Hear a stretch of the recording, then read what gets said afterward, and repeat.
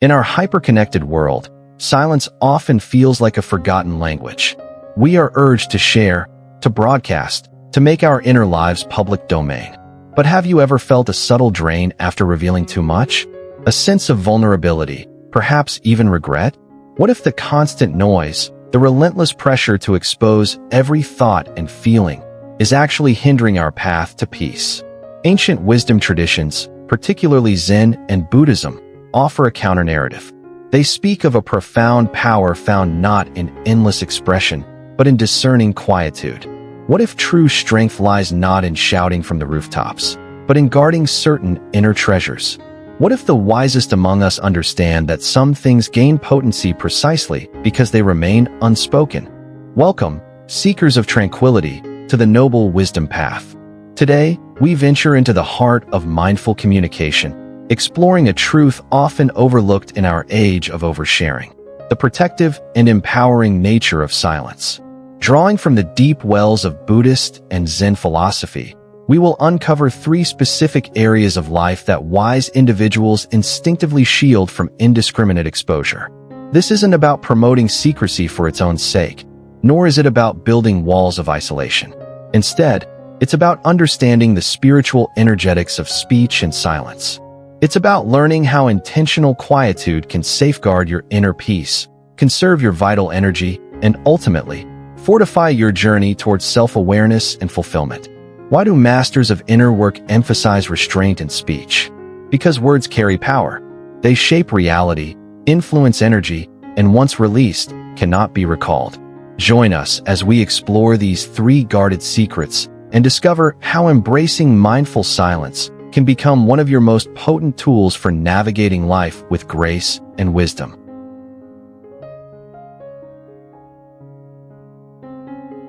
The first treasure a wise person protects is the landscape of their inner world, particularly their personal struggles and vulnerabilities.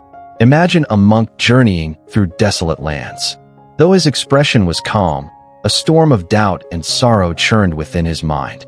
Another traveler, seeing his distant gaze, urged him, "Friend, unburden your heart.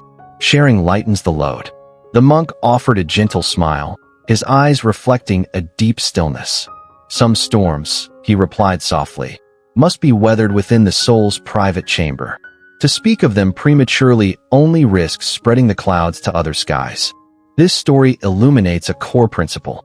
Our inner battles, our moments of weakness or confusion, are sacred spaces for growth.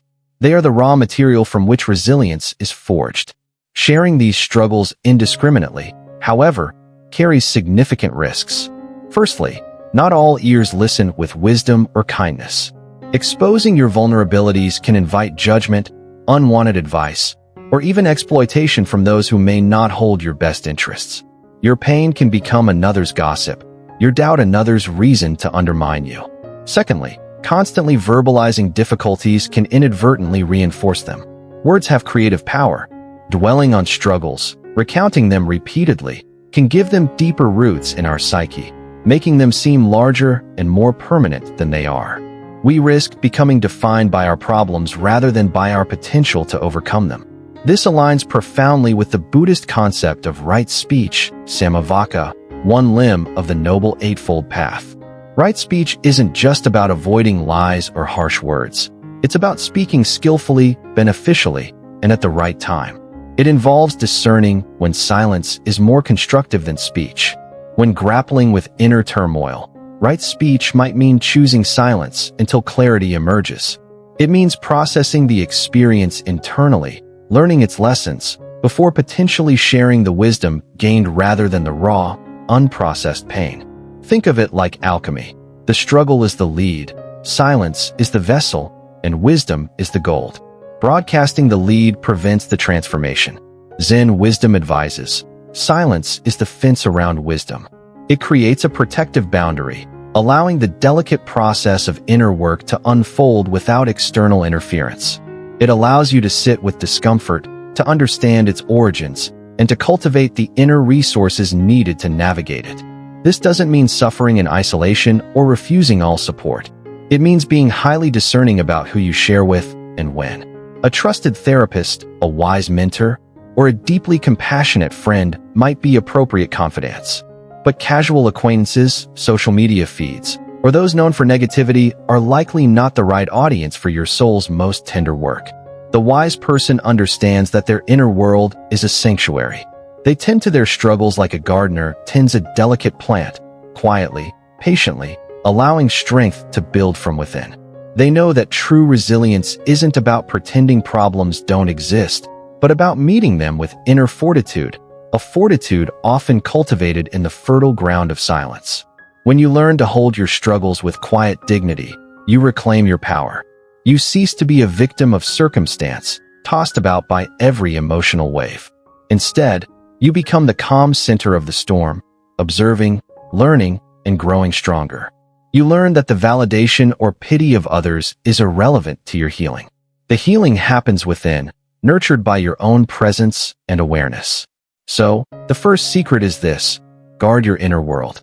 Tend to your struggles silently, discerningly. Share the scars and the wisdom gained, perhaps, but protect the raw wound while it heals. Let silence be the balm and the shield for your spirit's sacred work.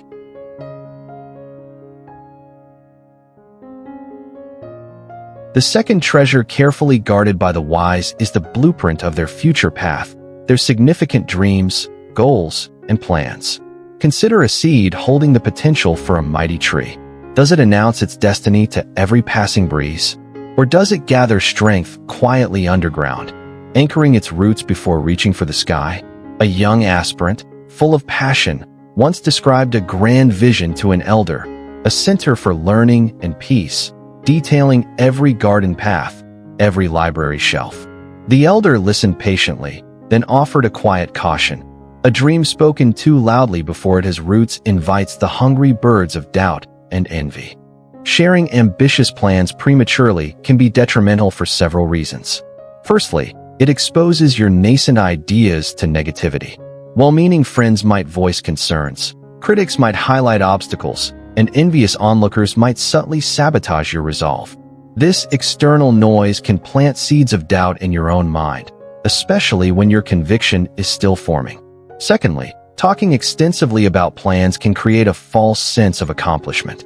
The brain sometimes registers the satisfaction of sharing the idea as if the work is already done, paradoxically reducing the motivation and drive needed for actual execution. Energy that should fuel action gets dissipated in words.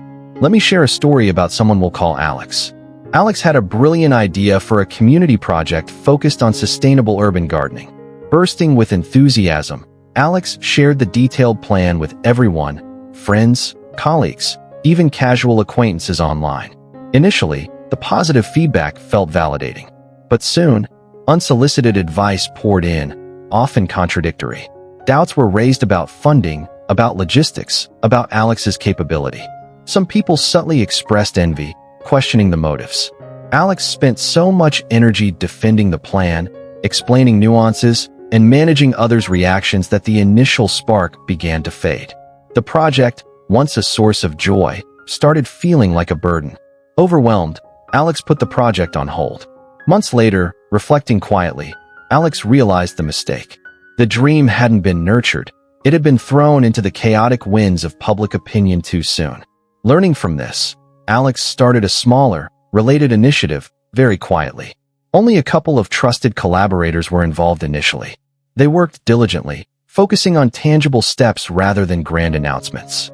When they finally launched the pilot program, it was grounded in real results, not just hopeful words.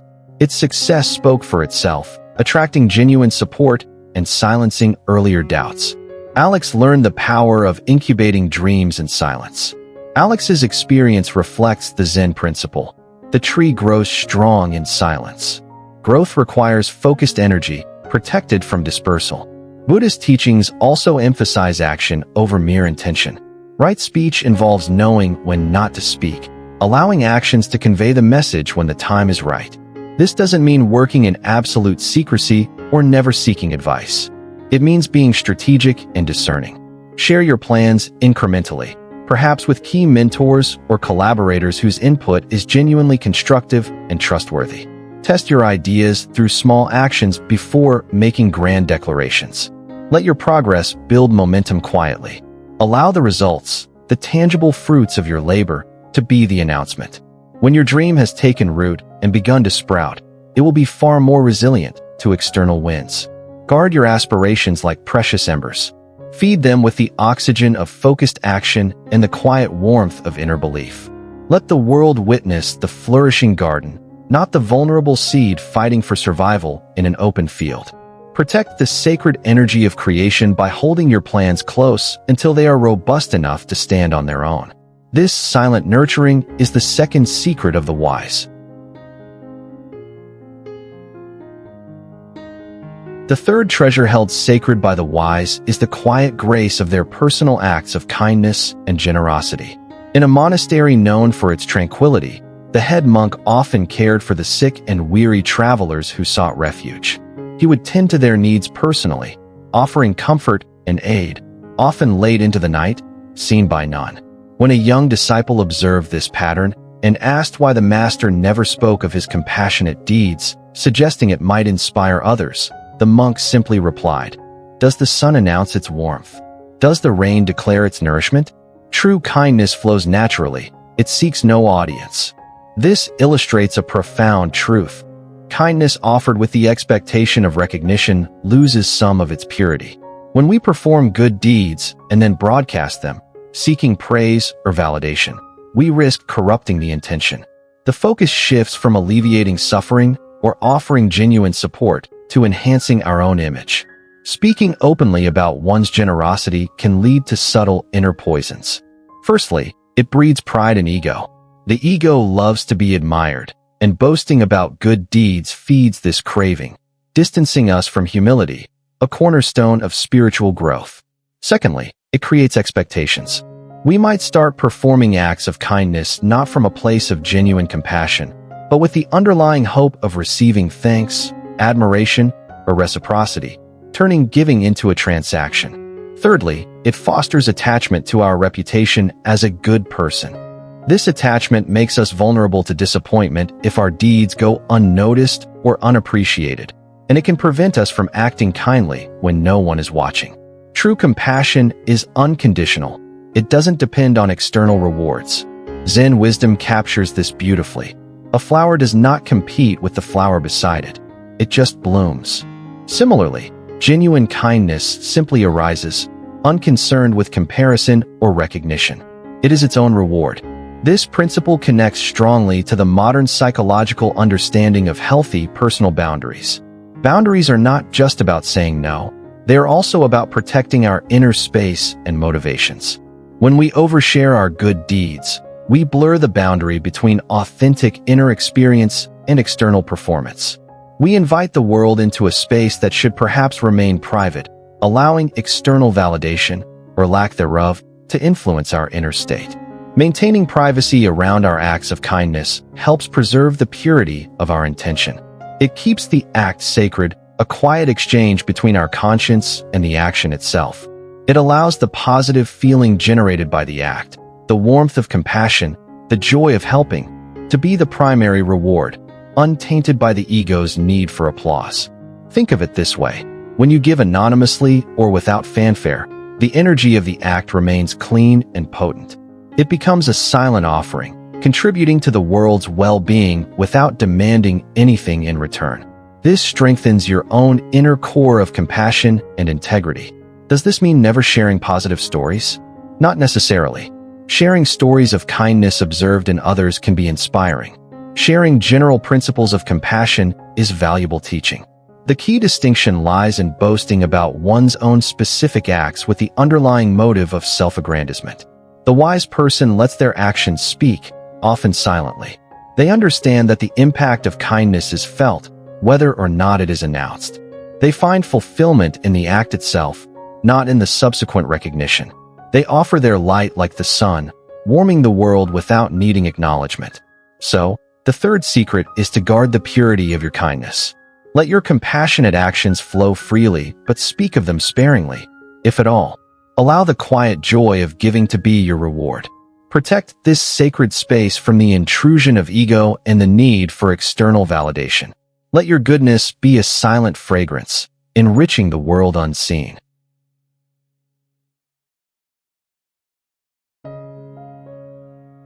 Understanding why silence is powerful regarding struggles, dreams, and kindness is the first step. The next is cultivating the skill of discerning when to speak and when to remain quiet. This is the heart of right speech, not a rigid rule, but a mindful practice. How can we develop this discernment in our daily lives, navigating the constant invitations to share? Let's explore a practical tool, the mindful speech awareness exercise. Before you share something significant, particularly related to your inner world, future plans, or good deeds, pause and gently ask yourself these 4 questions. 1. What is my true intention in sharing this? Am I seeking validation, sympathy, or admiration? Am I trying to genuinely connect, inform constructively, or seek necessary support? Be honest with yourself about the underlying motive. Is it coming from ego or from wisdom? 2. Is this the right time and place? Is the environment conducive to thoughtful sharing? Is the person I'm about to share with truly present and capable of receiving this information appropriately? Is now the moment this needs to be said, or would waiting bring more clarity? 3. Is this information truly beneficial for myself and others? Will sharing this uplift, clarify, or heal? Or might it cause unnecessary worry, confusion, envy, or harm? Consider the potential impact of your words on both your own energy and the listener's state. 4. Is this the most skillful way to communicate? Are my words kind, truthful, and necessary? Could silence, or perhaps a different, more measured way of phrasing, be more effective or appropriate right now? Taking even a few moments to reflect on these questions can dramatically shift your communication patterns. It moves you from reactive sharing to intentional, mindful speech. It helps you align your words with your deeper values and spiritual goals. This exercise isn't about becoming overly analytical or fearful of speaking. It's about bringing awareness and wisdom to an often unconscious habit. Now, it's crucial to address a potential misunderstanding. This wisdom of silence is not an endorsement of complete isolation or bottling up emotions indefinitely. There is immense value in authentic connection and seeking support when needed. The key is discernment and balance. Sharing deep struggles with a qualified therapist or counselor is often essential for healing. Confiding in a truly trusted, wise, and compassionate friend or family member can provide invaluable comfort and perspective. Discussing plans with a mentor or key collaborator can bring crucial insights. The wisdom lies not in absolute silence, but in selective, mindful sharing with the right people at the right time for the right reasons. The problem arises when sharing becomes indiscriminate, driven by habit, insecurity, or the societal pressure to be constantly visible. It's about finding the middle path between harmful isolation and excessive disclosure. Consider the Buddhist concept of the middle way. Just as the Buddha taught avoiding both extreme indulgence and extreme asceticism, we can apply this wisdom to communication.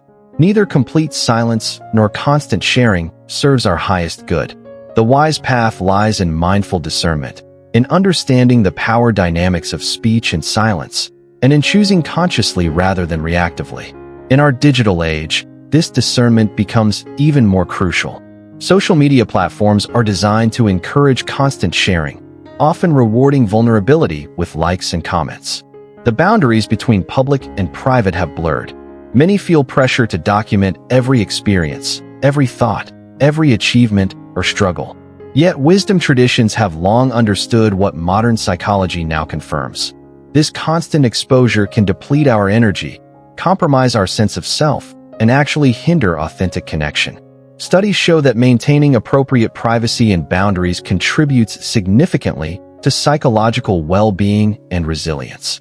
By practicing mindful speech, by guarding these 3 treasures, our inner struggles, our future plans, and our acts of kindness, we aren't becoming secretive or disconnected. Rather, we're creating the conditions for deeper authenticity, more meaningful connections, and greater inner peace. We're honoring the sacred space within, allowing it to nourish us before we attempt to nourish others. As we journey through life, we're constantly making choices about what to share and what to hold sacred. The wisdom of silence isn't about fear or isolation. It's about honoring the power of our inner world. When we guard our struggles, allowing them to transform into wisdom before broadcasting them, we build resilience. When we protect our dreams and plans, nurturing them with action rather than premature words, we increase their chance of manifestation. When we keep our acts of kindness private, we purify our intentions and deepen our compassion. These three practices form a powerful trinity of wisdom, echoing through Buddhist and Zen traditions and resonating with modern psychological insights. They remind us that in a world that often equates visibility with value, there is profound power in what remains unseen. They teach us that true strength often grows in quiet spaces, that authentic connection doesn't require constant exposure, and that inner peace flourishes when we honor the sacred boundaries of our spiritual journey. Here at the Noble Wisdom Path, we invite you to explore this balance, to discover the liberation that comes not from sharing everything, but from mindfully choosing what to express and what to hold in the quiet sanctuary of your heart. In that discerning silence, a deeper wisdom awaits. If you've found value in these reflections on mindful silence, we invite you to deepen your journey with us. Subscribe to the Noble Wisdom Path and activate notifications to receive more insights on applying ancient wisdom to modern life. We'd love to hear your thoughts. What has been your experience with the power of silence? Have you noticed a difference when you've guarded these three treasures? Share your reflections in the comments below. And if you know someone who might benefit from this perspective, especially in our culture of constant sharing, please pass this video along to them. Until next time, may you find strength in silence and peace in mindful speech.